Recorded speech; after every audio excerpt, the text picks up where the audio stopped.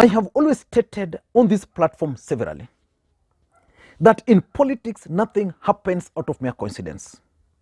Everything in politics is normally well planned, well scripted, and executed to achieve specific political objectives.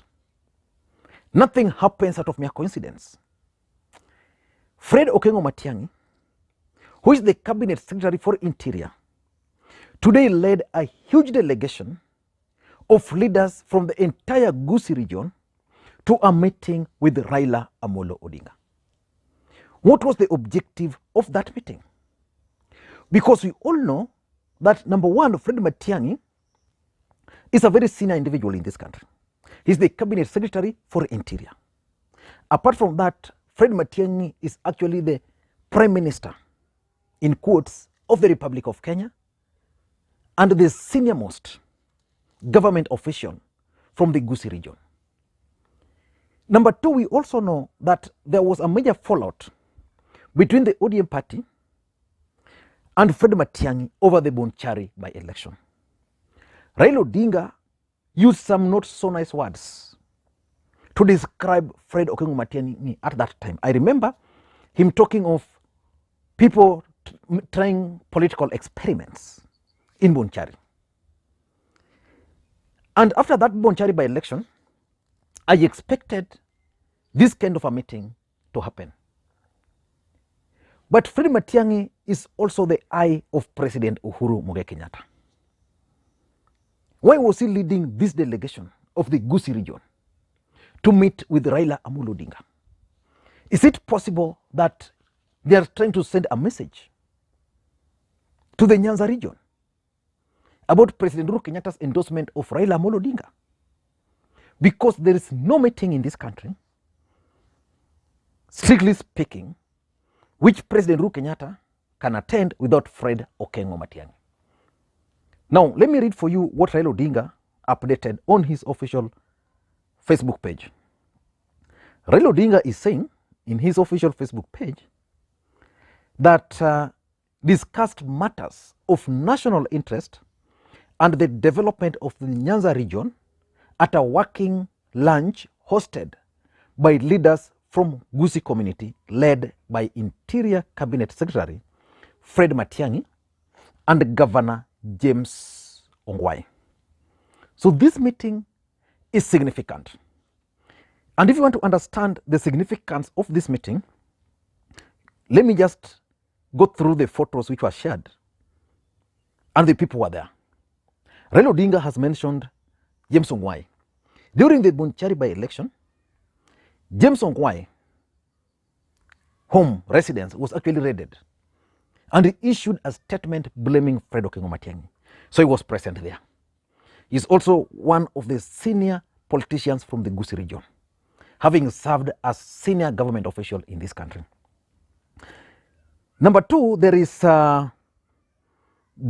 also the senator for Kisii, Sam Ongeri. I can see Janet Ongera, the person standing between Raila and Ongwae. I really am not, but I want to assume it's the governor for Nyamira. And there is James Ongwae. And then there's Fred Matiangi standing there. Then after Fred Matiangi, then there is Chris Obure, Cabinet Secretary.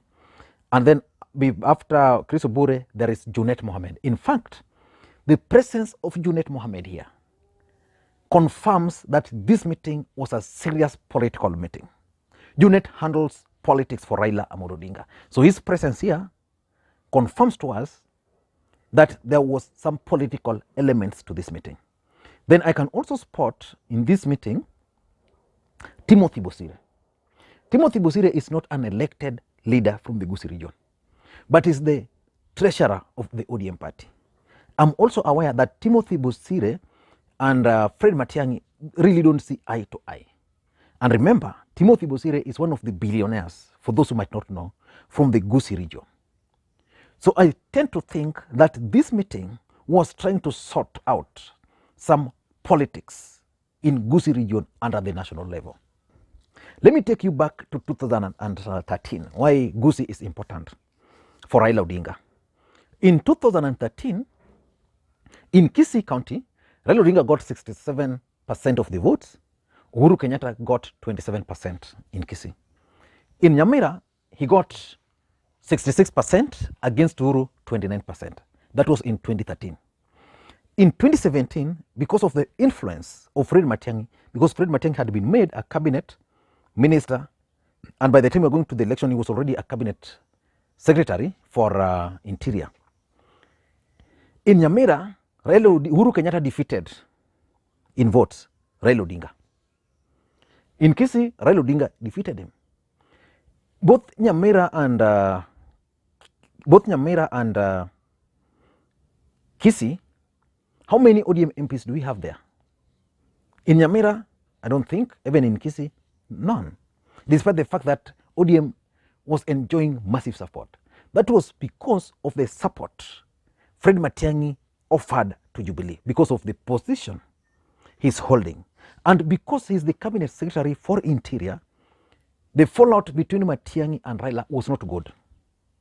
And I was wondering why Raila Odinga was actually not making efforts to reconcile with Fred Matiangi.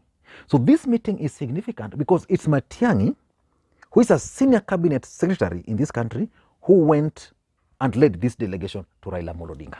So let me just go straight to the points. But before we go into all those details, if you're watching this channel for the first time, please, I want to ask you to just take a second or two and click the subscribe button, because what we do on this channel is that we analyze politics in a way you can't get any other place. So the best thing to do is just to click subscribe button so that you don't miss out anything. And after clicking subscribe button, you must also click that bell button. That's when YouTube will notify you. And to the subscribers, I want to continue thanking you guys for your continued support. I really appreciate the mere fact that most of you guys are heeding to our calls to give the videos thumbs up, to like the video, to share, and also to drop their comments. Now let us get back to business and straight to the point. Why do you think this meeting was held? Number one, I think it was a reconciliation meeting between Matiangi and the ODM brigades. ODM brigades means Raila Odinga, James Ongwae, Timothy Bosire. The fallout in Bonchari was major, for those who might not know. I remember I did a video on that. And one of the questions I asked myself is why Fred Okengo Matiangi decided to venture into Bonchari by election. And of course, you would understand Fred Matiangi. He wanted to stamp his authority in Gusii politics.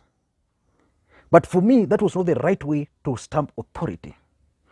And I remember asking the question on this platform, why Fred Okengo Matiangi was actually venturing into the Bonchari politics. Of course, you would understand Fred Matiangi. He wanted to stamp his authority in Gusii politics. And Bonchari provided that platform. But was it the right time for him to stamp his authority, or was it the right strategy to use at that time? Because personally, the best strategy for Matiangi would have been to support the ODM candidate. And then after the ODM candidate is supported and winning the seat, it would have meant that he was going to be part of the victory. But Bonchari exposed Fred Okengo Matiangi. The good news for him is that he has managed to bring this Gusii leadership together. Remember, in Bonchari, he used a lot of power. And despite using a lot of power, he still failed. So all these things we are seeing, this meeting is actually about reconciliation. The major fallout between Matiangi, Ongwae, Raila, Bosire, the local leadership, the local ODM leadership on the ground. Do you support the reconciliation between these gentlemen? So that's number one. Number two, I think it has to do with Fred Matiangi's politics at the national level. For Matiangi to succeed nationally, politically speaking, he must align himself to Raila Odinga, or he must align himself to the Deputy President William Ruto. And I think those around him have already advised him that the best person to align with is actually Raila Odinga. And I don't see any reason why we should not be able to see the hand of President Uhuru Kenyatta in this. I'm being convinced in my heart that President Uhuru Kenyatta has advised Fred Okengo Matiangi to look for Raila Odinga and work with him. Just like the other day I was telling you that he told Gideon Moi and the One Kenya Alliance to line behind Raila Odinga. I'm looking at a situation where the president has now decided that he's going to support Raila Odinga. And key individual around the president is Fred Matiangi. So he has told Matiangi that, look here, I know you have interest of becoming the president in 2022. It's not going to be possible. So the best thing, align yourself with Raila Odinga. And should Raila Odinga succeed, you will also succeed. And you are going to play a role. And that's why Fred Matiangi had to go to the Gusii leadership, convince them, and then they went to Raila Odinga as Gusii leaders. Number 3 is the Nyanza unity. And that's why I gave you those numbers. Gusii, Nyamira, or the entire Gusii, is a vote-rich region. And they are spread across. In fact, in 2022, in counties like Kajiado, Kisii can even produce a member of parliament. But they needed to speak in one voice with their brothers in Nyanza. I think that's something which these guys have agreed. So the unity of the Nyanza region is part of this meeting. So that Raila Odinga is going to be running for the presidency, but with the entire support of the Nyanza region, both Kisii and Luo Nyanza. The only place remaining is Kuria. But again, Kuria, they can still reach out to the Kuria region so that they manage to speak in one language. And this is going to be very interesting because from what I'm reading here, Matiangi might actually join politics as a gubernatorial candidate in Nyamira. And that would mean we are going to talk of 6-piece in Nyanza. Not the 6-piece of ODM, but we are not going to talk of ODM being the predominant or the dominant party even in Gusii region. Number 4, I think is about the development projects in Gusii region. Fred Matiangi is the coordinator of all cabinet secretaries. By virtue of that position, it means development projects he should be able to bring to Gusii region. But when the president was in Nyanza, Luo Nyanza in Kisumu recently, we saw the kind of development, massive development projects he launched. I am certain the people of the Gusii region are also asking how they can benefit from the president's gesture. So they're putting pressure on Matiangi. Matiangi is now coming with his team to put pressure on Raila, and probably Raila Odinga is going to whisper a word to President Uhuru Kenyatta. And then the president is now going to launch certain development projects in Gusii region. So in the next 2 months, let us expect President Uhuru Kenyatta visiting Gusii region.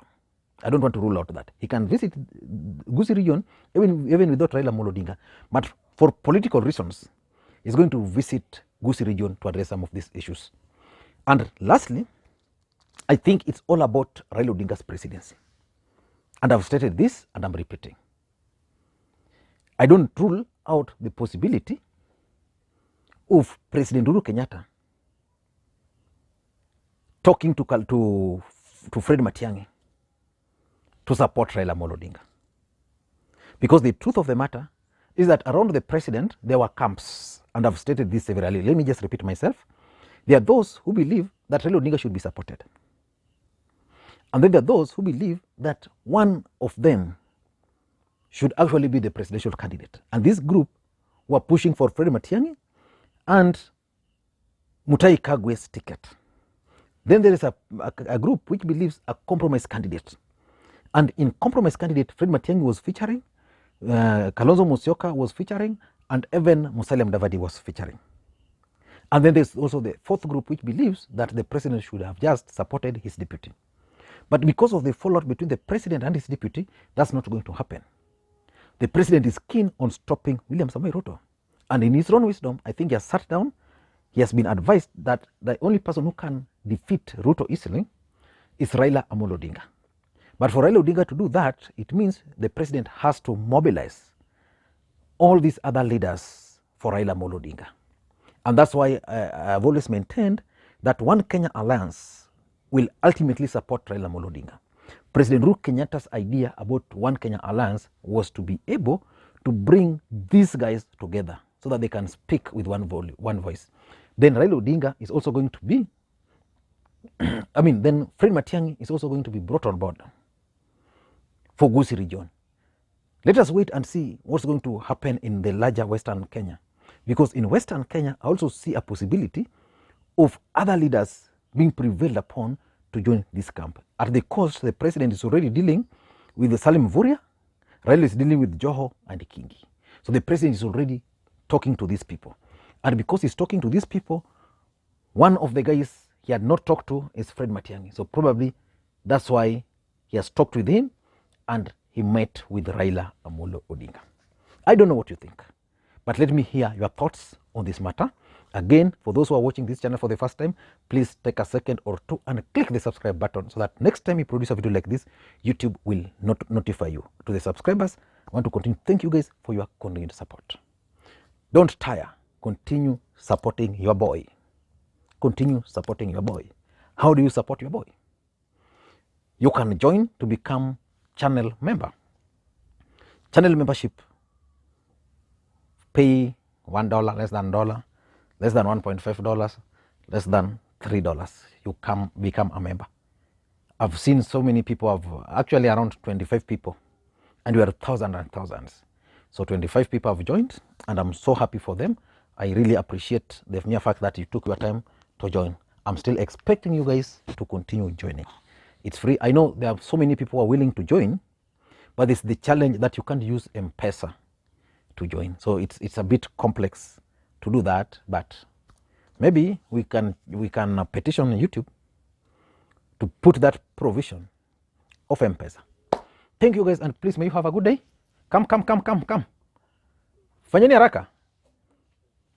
Yeah, come and say hi to my friends. Yeah. Come, my friends are. Say hi to my friends. How are you? Yes. So this is my boy. Yeah, this. I brought for you a flower. Yeah, so he's brought for me a flower. Thank you. Now, Mwende Prince, I'm coming. Thank you, guys.